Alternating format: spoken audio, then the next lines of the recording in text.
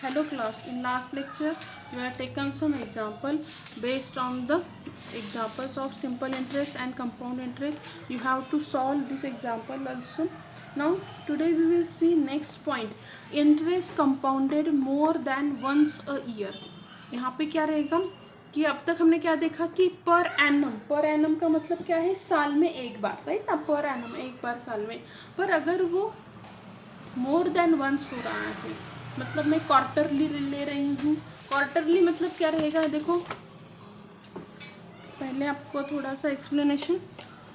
कितने टाइप्स का हो सकता है, एक तो आपका क्वार्टरली हो सकता है, एक तो मंथली भी हो सकता है, और क्या हो सकता है, हाफ भी हो सकता है, और आपका एक ईयरली भी हो सकता है। क्वार्टरली, मंथली मतलब हर मंथ, ऐसे आपको 12 मंथ उसे पे करना है साल में। क्वार्टरली मतलब आपका क्या रहेगा, 3 मंथ्स में आपको एक बार वो पे करना है। हाफ मतलब 6 मंथ में आपको एक बार, और ये आपका एक साल में, पूरा एक ईयर में एक बार आपको वो पे करना है। क्वार्टरली मतलब आप क्या कर रहे हैं, साल में उसे 4 बार पे कर रहे हैं। मंथली मतलब आप उसे साल में 12 टाइम पे कर रहे हैं। हाफ मतलब आप इसे क्या कर रहे हैं, साल में 2 टाइम्स पे कर रहे हैं। ईयरली मतलब आप उसे साल में एक बार पे कर रहे हैं। Okay, this is the basic idea. अभी हम देखते हैं कि इसका एक्चुअल क्या है concept. That the interest is compounded not annually but more frequently, half year, semi annually भी कहते हैं। हाफ ईयरली जो रहता है सेमी एनुअली, देन क्वार्टरली कहते हैं, and monthly. The formula remains same but the notation now we refer not to a year but the period of compounding, half year, quarter और month. हम भी क्या करेंगे, जो रेट ऑफ इंटरेस्ट रहता था ना, कि वो अभी आपका पर एनम नहीं रहेगा, वहाँ पे क्या हो जाएगा, परसेंटेज पर टाइम पीरियड। ओके, अभी ये उसमें चेंजेस हो जाएंगे। और the number of time period, principal amount accumulated at the end of n time period. अभी हम यहाँ पे एक एग्जांपल देखते हैं। Find the maturity amount of 2-year fixed deposit of 1 lakh at 10% per annum if the interest is compounded semi-annually. Example लेते हैं and try to solve this example.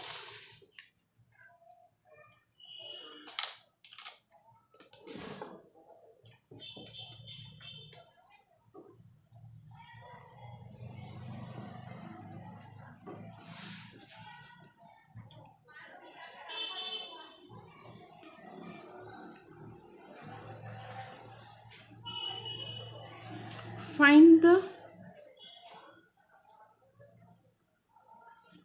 maturity amount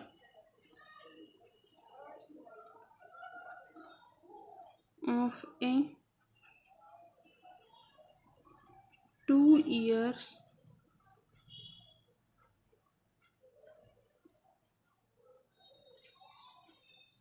fixed deposit of rupees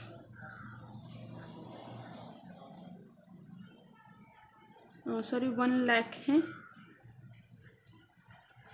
at 10% per annum if the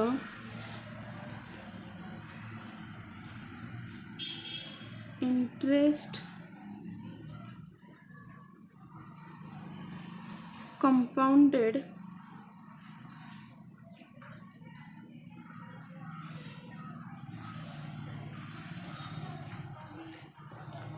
semi. हमें क्या करना है, अभी maturity amount निकालनी है।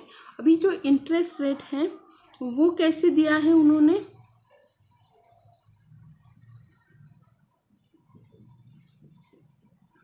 Compounded semi annually, अभी वो कंपाउंड हो रहा है। गिवन जो है वो हम पहले लिख लेते हैं।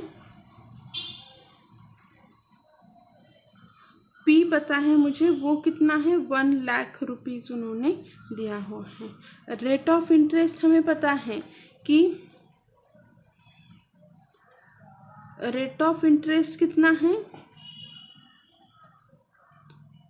5% है, पर ये 5% कैसा है आपका,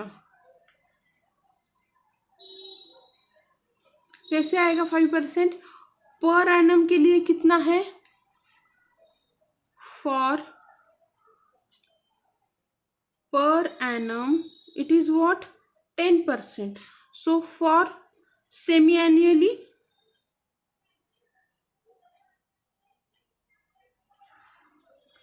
it will become what, semi-annually के लिए कितना हो जाएगा, 5% हो जाएगा. Okay, now n is the, अभी मैं यहाँ पे देखो और एक चीज़, नंबर ऑफ ईयर लेंगे क्या, उन्होंने 2 ईयर्स दिया है, पर मेरा जो इंटरेस्ट रेट है वो क्या हो रहा है, सेमी एनुअली कंपाउंड हो रहा है. सो हम एन क्या करेंगे अभी, नंबर ऑफ 6 मंथली पीरियड. तो ये कितना हो जाएगा इन 2 ईयर्स, आप इसे हाफ और सेमी ईयरली भी लिख सकते हैं, वो कितना हो जाएगा 4. मतलब यहाँ पे क्या हो जाएगा, 1 साल में 2 टाइम्स, तो 2 साल में 4 times. N is equals to कितना हो गया 4. अभी आप अमाउंट कैलकुलेट करो, P is equals to 1 + R/100 raise to n. ये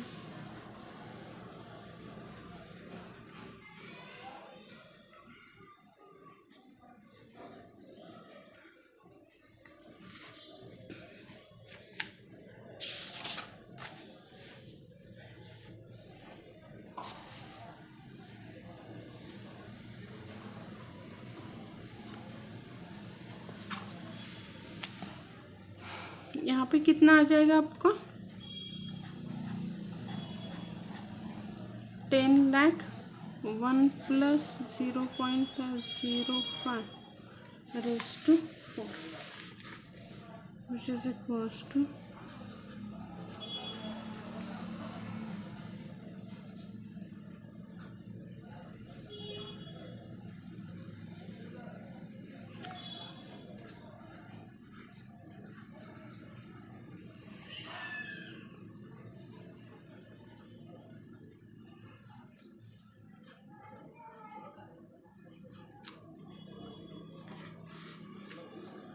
अमाउंट कितनी हो जाएगी 1. यह आपको कैलसी पे कैलकुलेशन करना है, 550,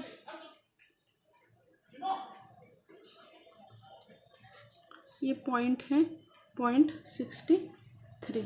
सो मैच्योरिटी अमाउंट जो रहेगी आपकी, maturity amount after 2 years is, rupees लिखना नहीं भूलना है, 121,550.63.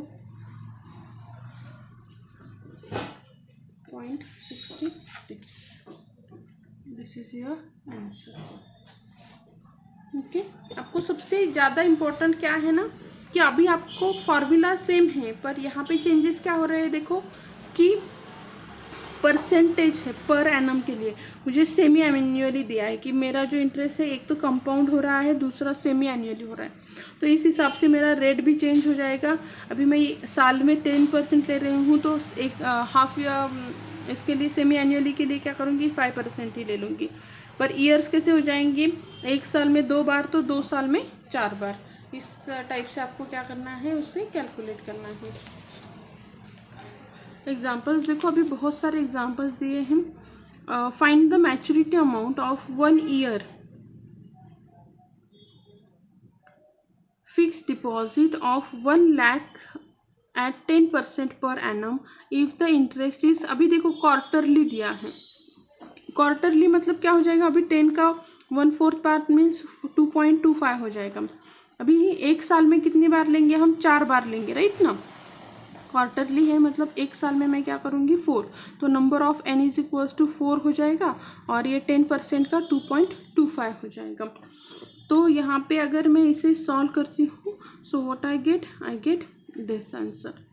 ओके, कैलकुलेशन आपको सेम टाइप से करने हैं. सबसे इम्पॉर्टेंट यहाँ पे क्या है, दैट आप ये चेंजेस कैसे करते हैं, जैसे आपको इंटरेस्ट रेट पूछा है उसी हिसाब से आपको क्या करना है, चेंजेस करना है.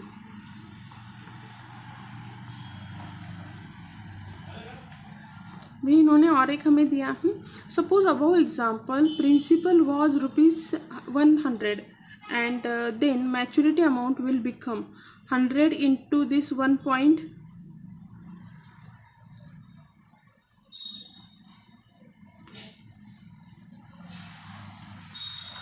10,38,38 this one. सो आपका जो इंटरेस्ट रहेगा वो कितना हो जाएगा 10.3881289062. So 10% rate per annum if compounded quarterly works out 10.381289. अभी देखो आपने अगर इसे जो मेरी ये अमाउंट है ना, इसे मैंने क्या किया कि ये अभी देखो मुझे क्या मिल रहा है, अमाउंट कितनी मिल रहे हैं ये, अगर मैंने इसे पर पॉइंट में कन्वर्ट किया तो मुझे कितना मिल रहा है ये आपकी अमाउंट मिल रही है, राइट ना। अगर मैंने 100 रुपये इसमें इन्वेस्ट किए तो मुझे इतने मिल रहे हैं, और अगर मैंने इसे मेरी प्रिंसिपल अमाउंट सब्सट्रैक्ट की तो मुझे कितना मिलता है 10.38. मतलब आपका रेट ऑफ इंटरेस्ट देखो कितना हो रहा है 10.38 हो रहा है। मैंने अप्लाई कितना किया था, जब मैं क्वार्टरली यूज़ करती हूँ तो मुझे ये 0.38 जो है ये 0.38 एक्स्ट्रा मिल जाते हैं, राइट।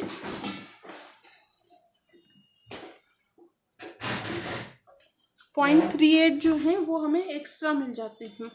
सो इसे कहते हैं nominal rate of interest, and this 10.3 ये जो 0.381289 जो है इसे क्या कहते हैं effective rate of interest. Okay, मतलब जब मैं इसे इंटरेस्ट रेट जो है इंस्टेड ऑफ आप ईयरली की जगह जब आप मंथली इंस्टॉल करते हो ना, तो आपको क्या होता है कि जो रेट है आप जो अमाउंट पे करते हो उस पर आपको ज़्यादा रेट लग जाता है। ओके, जब आप उसे क्वार्टरली पे करते हैं, ईयरली में क्या हो जाता है वो एज ए 10% लगेगा, पर जब आप उससे क्वार्टरली पे करते हो तो आपको ये 0.38 आपको एक्स्ट्रा देने पड़ते हैं। ओके, तो याद रखो जब आप EMI वगैरह ये करते हो ना, पे करते हो ना, मोबाइल का हो या फिर आपको फ्रिज लिया, वॉशिंग मशीन लिया, कोई भी चीज़ आप ऑनलाइन ये करते हो और उस पर आपको कुछ रेट ऑफ इंटरेस्ट दिया रहता है इतना, पर क्या रहता है ना, जब हम उसे मंथली आप पे कर रहे हो तो ऑब्वियसली देखो इतना सारा आप उसे ज़्यादा दे रहे हो। जब आप ईयरली दे रहे हो तो ईयरली में और आपके जो भी है क्वार्टरली है, मंथली है, उसमें इतना सारा जो चेंजेस है वो रहता है। ओके, तो एटलीस्ट आपको ये बात हमेशा ध्यान में रखनी है। बेसिक छोटी छोटी चीज़ें रहती हैं जो आपको समझ में आनी चाहिए। ओके, इसके देखो और कुछ एग्जाम्पल्स है, at least you have to try to solve the examples. Examples are very easy and all examples are based on this concept that अगर आपको यहाँ पे देखो कंपाउंडेड एनुअली दिया रहेगा तो क्या रहेगा, हाफ ईयरली रहेगा तो क्या हो जाएगा, एंड क्वार्टरली रहेगा तो वैल्यूज़ क्या आएगी। यहाँ पे देखो जो हमने अभी कहा ना nominal rate of interest and effective rate, यहाँ पे देखो कि मैं एनुअली ले रही हूँ तो मुझे 116 मिल रहे हैं। सॉरी, यहाँ पे मैं एनुअली कर रही हूँ तो मुझे 116 मिल रहे हैं। वही मैं हाफ ईयरली ले रही हूँ तो मुझे 0.64 ज़्यादा देने पड़ रहे हैं। और वही चीज़, वही अमाउंट, वही रेट पे अगर मैं कर रही हूँ तो मुझे यहाँ पे देखो 4 क्वार्टरली में तो मुझे 98.98 मुझे क्या करने पड़ रहे हैं, ज़्यादा देने पड़ रहे हैं। ओके, तो ये जो है नॉमिनल रेट ऑफ इंटरेस्ट का है। नेक्स्ट जो कंपाउंडिंग इंटरेस्ट है, continuous compounding interest, we will see in next lecture. Thank you.